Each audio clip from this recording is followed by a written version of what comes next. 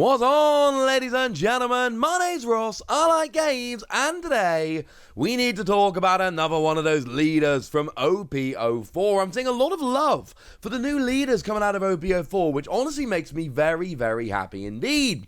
But I've already shown you new winning decks from Rebecca, Vivi, and Queen. I will link those videos in the description, but if you haven't checked them out yet, I recommend you do so, because there are some very interesting decks coming out of this set. Ones that make me very happy indeed. But I haven't yet shown you a Donquixote Doflamingo deck. And the wonderful news is, yeah, we have one. And I'm not talking about a deck which has done quite well at a couple of local tournaments over in Japan. No, ladies and gentlemen, I am talking about a Donquixote Doflamingo deck which has gone and done a very big win. Which is wonderful. I knew the deck had potential. I'm not sure I saw it making this much of a splash this quickly, but it's gone, done it, ladies and gentlemen. It's gone, done it. Now, the reason I say make a big splash, essentially what happened was that this got first in the preliminary area championship tournament in Miyagi. This was quite a big tournament.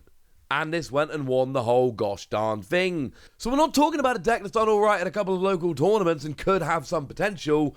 We're talking about a deck which has already had a big finish. So Donquixote Doflamingo then, what are we looking at in terms of the new leader? Well, we've got a dual colour, purple and green, 5,000 power, 4 life, which of course is pretty standard. And at the end of your turn, set up to 2 of your Don cards as active. And the theory here is incredibly simple. You are trying to give yourself Don to use on your opponent's turn to use events, essentially.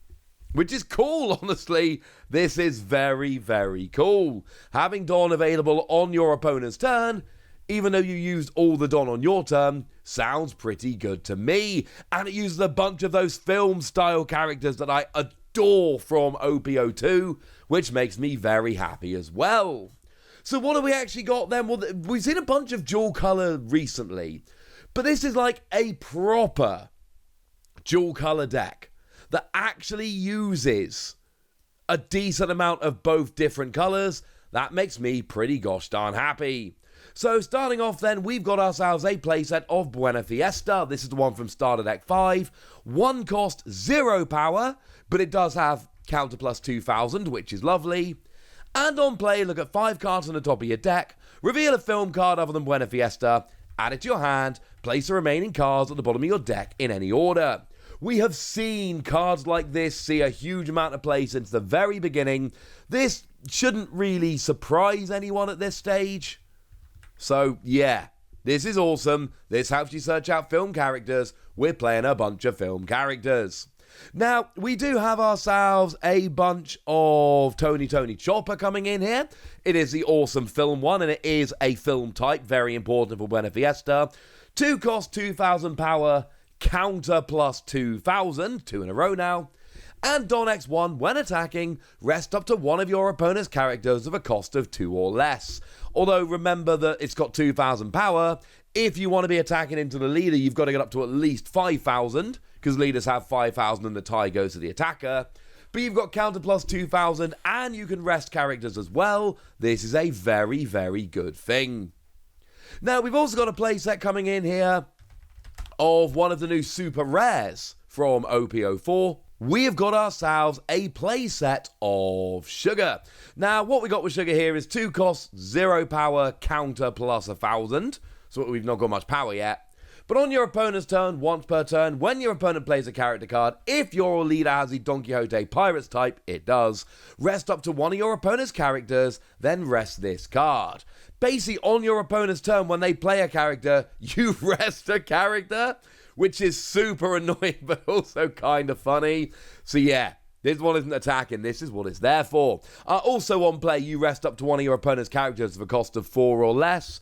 But we know we're going to be playing event cards on our opponent's turn. We're now resting characters on our opponent's turn. We've got some decent countering coming in here.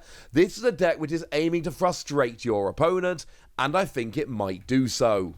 Now, we have 2 copies of Shiki coming in here. 2 cost, 3,000 power, counter plus 2,000. It's here again. But as a trigger, Don -1, play this card. So you've got counter plus 2,000 if it ends up in your hand. You got a trigger to play it for free. Well, -$1, not quite free. If you get this coming out of your life. And yeah, again, it's a film character, which means you're going to be able to search it out, as we mentioned earlier. And this seems pretty gosh darn good to me. Now, we also have one copy of one vanilla character. It's Baccarat. Free cost, 5,000 power, counter plus 1,000. No, it's not a particularly impressive card, but it's a film card, the kind you're going to be searching out. And you've got that magic 5,000 power number while being quite cheap. So, yeah, I'm afraid that's your explanation. Take it or leave it. Now, we do get ourselves a playset of the Nami here. This is, again, the film one. There is a real film thing going on here. Free cost, 5,000 power, and on play, or when attacking, pay 1. Look at the top 3 cards of your deck. Reveal a film card other than Nami, add it to your hand, place the rest at the bottom of your deck in any order. Now, this has got 5,000 power, which we know is the minimum you need to start throwing attacks out at your opponent's leader.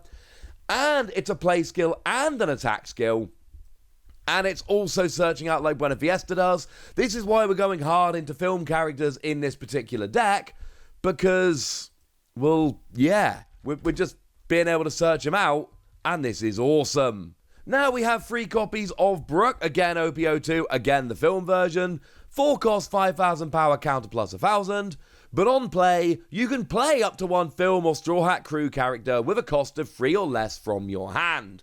So sure, as a 4 cost of 5,000 power is a bit weak, but you can play basically anyone I've talked about so far, which is kind of ridiculous. So yeah, you're playing 2 cards in 1. That is kind of nuts. I should mention Sugar you can't play, all right? You can't play Sugar for free. Sorry about that. But otherwise, we're looking pretty good, ladies and gentlemen. We are looking pretty gosh darn good. You can see where we're going with this now. We've got extra searching. We're playing cards for free. And we've got the resting and all of that. This is working out very, very nicely.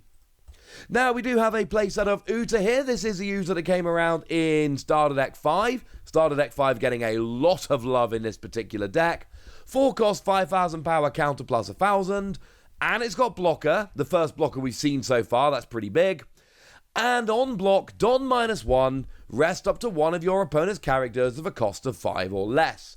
But bearing in mind this is when blocking switches on your opponent's turn, and we got Sugar that's resting characters on your opponent's turn, this is a deck which is really looking to annoy your opponent on their turn, and that's honestly kind of funny.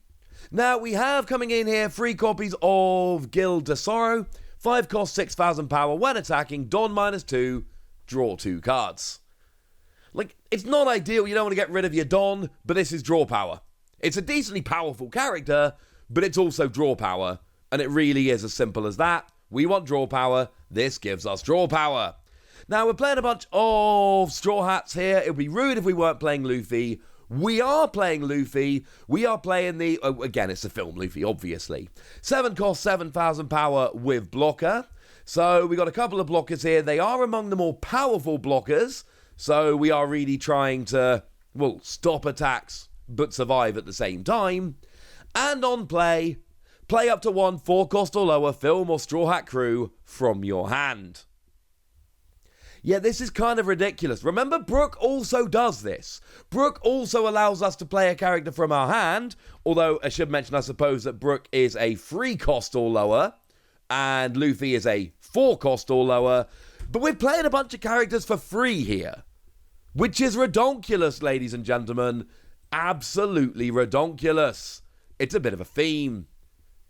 And then finally, look, we're playing a Doflamingo from OP04, the leader.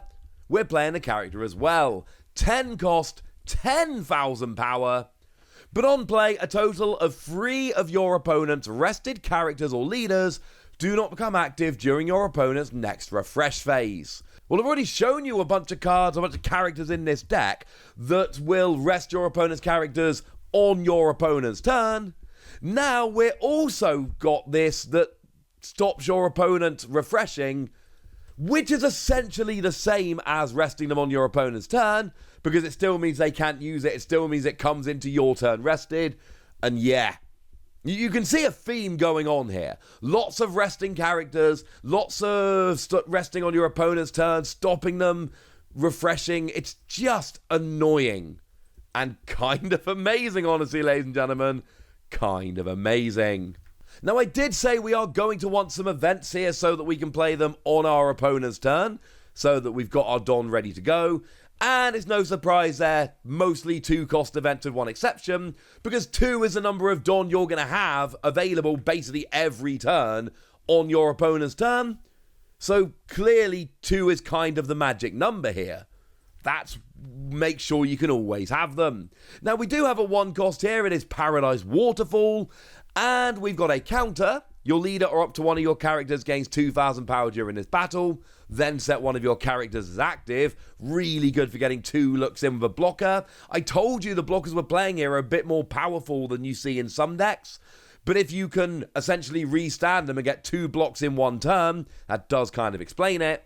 And as a trigger, it just straight KOs a character with a cost of 4 or less. Seems pretty good. It's a green deck. Obviously, we've got Punk Gibson in here. 3 copies. That shouldn't really surprise anyone. 2 cost, and as a counter, you get 4,000 power to a leader or character, and then rest one of your opponent's characters that costs 4 or less. It's more resting on your opponent's turn. It's great. As a trigger, you can rest any of your opponent's characters you like. So, yeah, this is honestly kind of annoying and kind of hilarious, and this makes sense. Now, we've also got ourselves a playset here of Spiderweb. This is one of the new ones from OP04. 2 cost, and as a counter, it gives your leader or character 4,000 power, and then sets one of your characters as active. As previously mentioned, if you can reuse a blocker here, that's amazing. But you can also just stand a character so they're not a target. You know, general rule, you can attack rested characters, so standing a character so they're not a target also works quite nicely. And then we've got a trigger, which gives your leader an extra 2,000 power for the turn.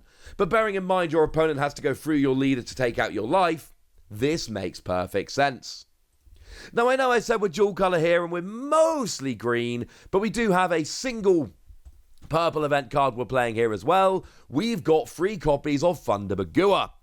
2 costs, as a counter, leader or character gets 4,000 power, and then if you've got 2 or less life, you add a Don card rested. And then as a trigger, you add an active Don from your Don deck. We see this a lot in purple decks. There's a very good reason for it. I like this deck, honestly, ladies and gentlemen. I love that we're just going for these 2-cost event cards completely unashamedly. I love that we've got so much resting. This is a real disruptive deck. This is one of those decks that is really trying to stop your opponent doing very much of anything. And honestly, it's gone and won a big tournament in Japan already. I think it might be pretty good at doing so. But now, ladies and gentlemen, I want to know what you think about this. I want to know your opinions. I want to know anything you want to tell me. So let me know in the comment section, would you? Go nuts! Be nice! And then make sure you like this video, subscribe to this channel, follow me on Twitter at TheWasi. That's where we talk about One Piece and a bunch of other card games. And please do consider checking out patreon.com/PTCG Radio, where you can support the channel, get some bonus podcasts and all kinds of fun things. But by far the most important thing as always, look after yourselves till next time, would ya? Thank you very much for watching. My name's Ross, and you've been watching Wasi Plays.